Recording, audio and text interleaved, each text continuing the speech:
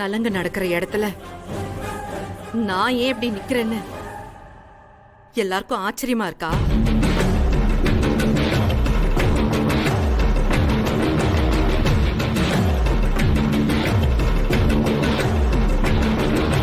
தோ நின்னுட்டு இருக்காரே மாப்பிள்ள,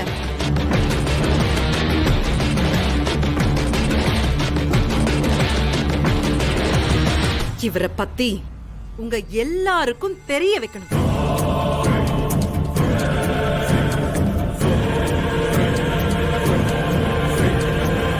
குறிப்பா இவரை கட்டிக்க போற பொண்ணு தெரிஞ்சுக்கணும்.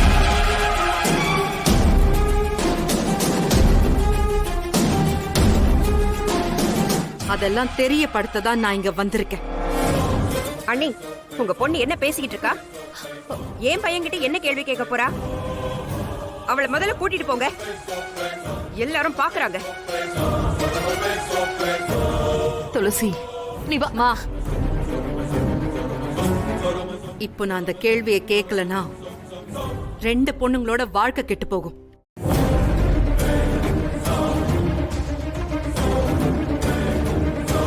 யார் என்ன சொன்னாலும் சரி, நான் சொல்ல வந்த விஷயத்த சொல்லாம இங்க இருந்து ஒரு அடி கூட நகர மாட்டேன்.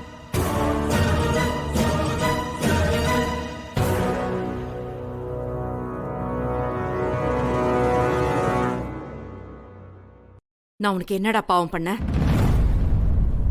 ஏன் இப்படி ஒரு கேவலமான விஷயத்த பண்ண? ஒரு பொண்ணு ஒரு பையன் கிட்ட பழகுறானா அதுக்கு முதல் காரணம் அவ மேல வச்சிருக்கிற நம்பிக்கை.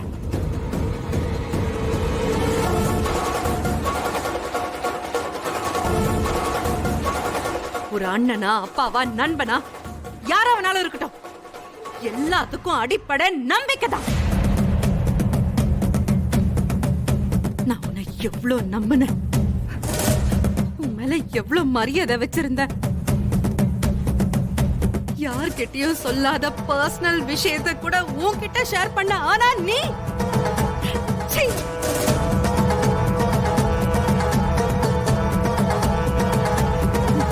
நீ பண்ண காரியத்தை சொல்றதுக்கே என் நாக்கு கூசுதுடா.